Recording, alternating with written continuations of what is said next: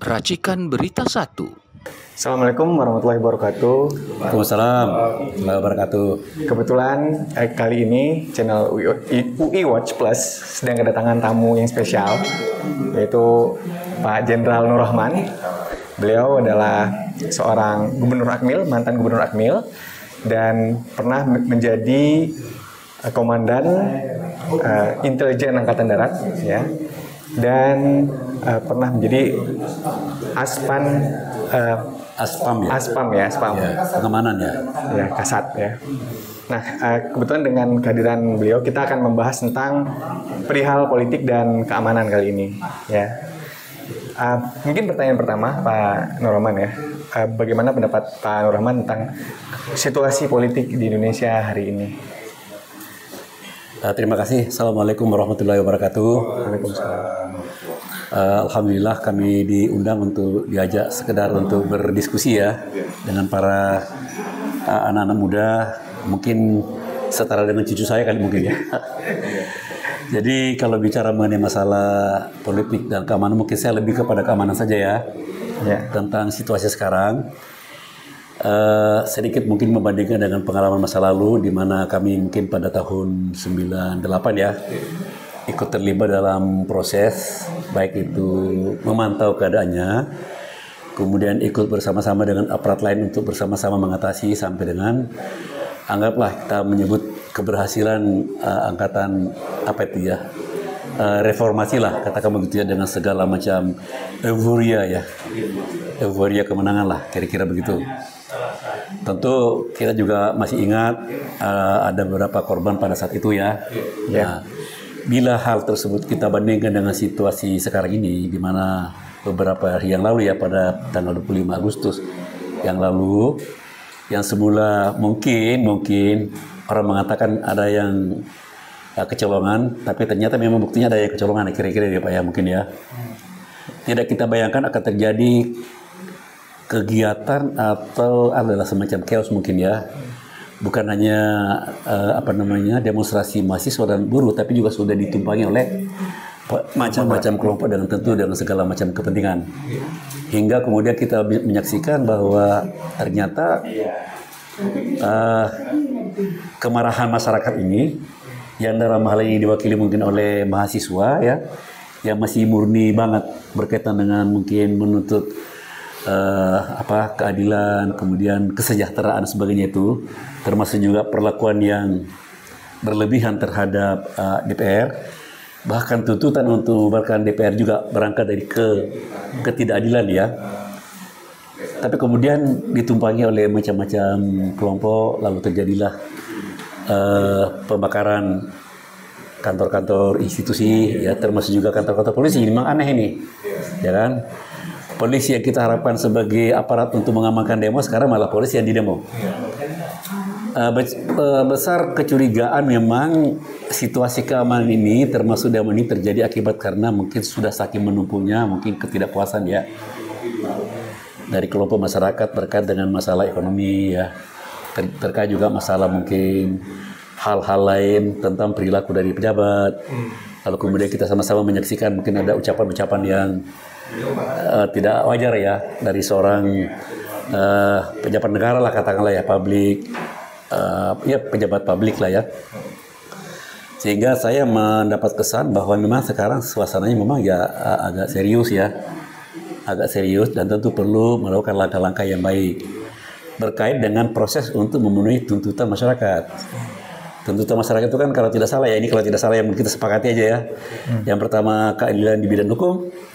Yang kedua itu tuntutan untuk membubarkan DPR ya, kemudian mengganti Kapolri, kemudian ada lagi mungkin hal-hal lain berkait dengan RUU RUU perampasan aset. Nah, ternyata kemudian dalam pelaksanaan itu para aparat atau katakanlah pejabat itu tidak secanggih, tidak sewise, tidak sebijak bagaimana mengatasi tuntutan dari para mahasiswa maupun kelompok-kelompok masyarakat ya, yang ujungnya adalah bukannya meredam demo, tapi justru menimbulkan suatu karena adanya korban ya dari perilaku aparat. Anggaplah, saya nggak tahu apakah itu aparat polisi ya, tapi yang pasti bahwa ada satu korban yaitu ojol ya, yang kelindas mobil itulah yang kemudian menjadi pemicu yang luar biasa. Nah, menyebabkan seolah-olah ini sebenarnya tingkat ancamannya itu bukannya sekedar tuntutan terhadap DPR, tapi juga menyangkut polisi juga ya. Ada yang minta dibubarkan, apa diminta direformasi lah, ada yang minta Kapolrinya diganti dan sebagainya. Jadi menurut pendapat saya, memang presiden kita ini benar-benar harus berhati-hati untuk mengambil suatu keputusan yang tegas tapi bijaksana untuk tidak terkesan seolah-olah tergesa-gesa tapi salah. Ya. Tapi itu pun juga ada risikonya, karena ada risikonya bahwa dengan ketidaktergesa-gesaan itu lalu kemudian menimbulkan kesalahan itu lambat, lalu kemudian digiring lagi menjadi opini bahwa barangkali dia tidak berani mengambil keputusan karena masih ada pihak lain yang cawe-cawe, kira-kira begitu ya, yang memiliki kepentingan gitu. Nah, ada hal-hal lain lah yang mungkin punya kepentingan lain untuk kemudian membuat Prabowo ini menjadi downgrade ya, untuk di-impeach sampai ke situ kan. Nah, menurut saya ini sudah kombinasi antara kepentingan tadi keamanan, kemudian tadi politik segala macam ya, dan ekonomi pasti terbawa-bawa ya. Lahirlah kemudian isu-isu mengenai pergantian menteri keuangan segala macam itu pasti ada kaitannya dengan ekonomi, pasti ya. Dan saya pikir apa yang sudah dilakukan oleh Bapak Presiden dengan kondisi seperti ini langkah awal yang bagus, tetapi tidak boleh terhenti sampai di situ saja. Tentu masih perlu ada langkah-langkah berikutnya yang lebih konkret, lebih tegas lagi. Tetapi untuk sampai ke situ tentu perlu ada dukungan masyarakat yang sebesar-besarnya dari semua unsur ya. Karena tanggung jawab berkaitan dengan pengendalian situasi stabilitas keamanan ini kan saya tidak yakin itu bisa diselesaikan oleh aparat keamanan saja. Baik itu polisi maupun TNI. Apalagi kan polisi kan jadi target. Polisi jadi target, TNI sendiri kadang-kadang juga mungkin masih ada semacam kesan seolah-olah tidak mau juga dianggap mengambil alih peran orang lain, karena selama ini kan dianggap semua hal berkaitan dengan keamanan dalam negeri itu tanggung jawabnya polisi. Begitu TNI turun tanpa ada suatu koordinasi yang bagus, terjadilah seperti mungkin yang kita dengar ya, nggak tahu ada namanya ketangkap ya, agen-agen intelijen yang seperti ini diviralkan ya. Itu sebenarnya itu nggak etis sebenarnya itu yang begitu, karena saya yakin di dalam semua aktivitas demonstrasi itu semua institusi itu pasti akan menurunkan aparat intelijennya, pasti. Mau kejaksaan, mau TNI, mau BAIS, mau BIN, mau segala macam pasti. Yang aneh itu adalah begitu ketahuan terus diumumkan di publik, di publik itu diviralkan gitu. Nah, itu yang agak aneh. Apa maksud dan tujuan daripada memviralkan itu semua? Dan siapa yang memviralkan itu dan untuk apa? Nah, udah pasti itu akan melemahkan soliditas. Itu yang justru menjadi sumber dari kekacauan itu sendiri gitu ya. Bisa menjadi sumber kekacauan, bisa juga menjadi justru perpecahan antara polisi dengan TNI menjadi semakin melebar. Tadinya itu kita membangun soliditas untuk polisi yang diserang, kita yang angkat TNI itu mencoba menolong, tapi sekarang justru TNI dianggap, walaupun dikatakan oknum ya, tapi itu kan dimana-mana mesti itulah. Sekarang kan itu sepertinya kayak polisi itu lagi diadu nih sama masyarakat. Lagi diadu masyarakat sama TNI. Tapi itu sebenarnya tidak boleh terjadi. Nah, ini mungkin memerlukan suatu sikap yang dewasa, baik itu di kalangan polisi maupun di kalangan TNI sendiri. Dalam perihal keamanan nih, Pak Nuraman, kira-kira bagaimana aspirasi masyarakat ini supaya bisa lebih didengar, tapi bisa dalam kondisi yang lebih kondusif? Yang pertama itu kan masyarakat kan tidak terlalu banyak, tentunya itu kalau tidak salah kalau mengenai keamanan ya, ganti Kapolri, ya kan? Kemudian reformasi kepolisian supaya dia tidak otoriter, tentu saja termasuk angkatan darat juga ya. Saya nggak tahu TNI ya, saya bukan angkatan darat, jadi darat, laut, udara itu juga harus direformasi ya, supaya tidak dalam mengatasi gangguan tadi demo-demo itu juga lebih bisa lebih kondusif gitu. Bijak, kondusif, segala macam. Karena menurut saya pengalaman saya itu kita kan dulu dilatih bagaimana cara mengatasi demo itu. Tidak boleh sekeras itulah ya sampai ada korban seperti itu. Itu musibah sebenarnya.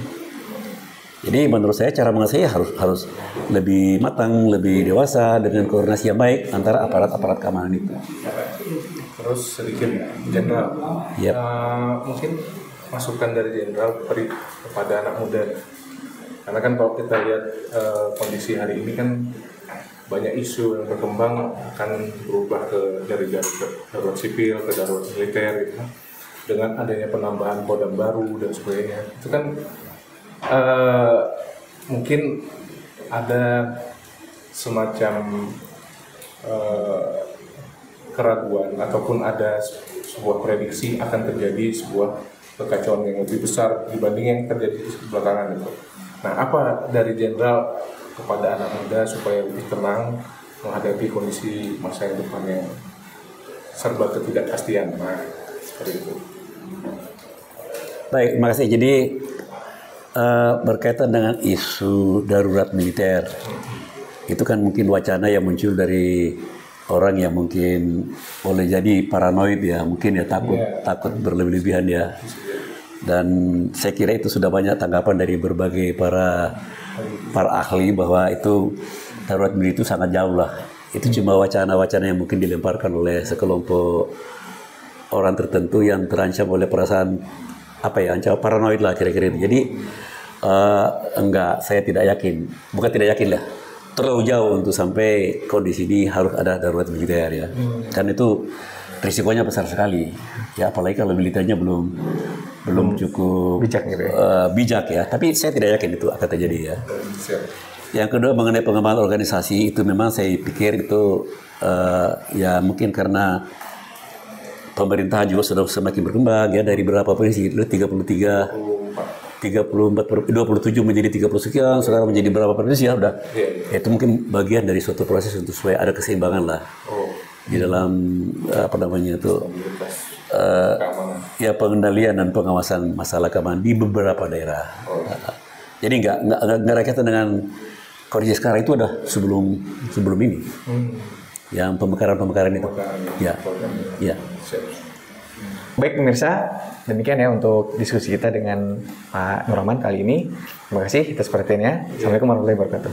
Waalaikumsalam warahmatullahi wabarakatuh. Terima kasih. Ya. Terima kasih, Jenderal. Terima kasih. Ya. Veritas, Probitas, Justisia.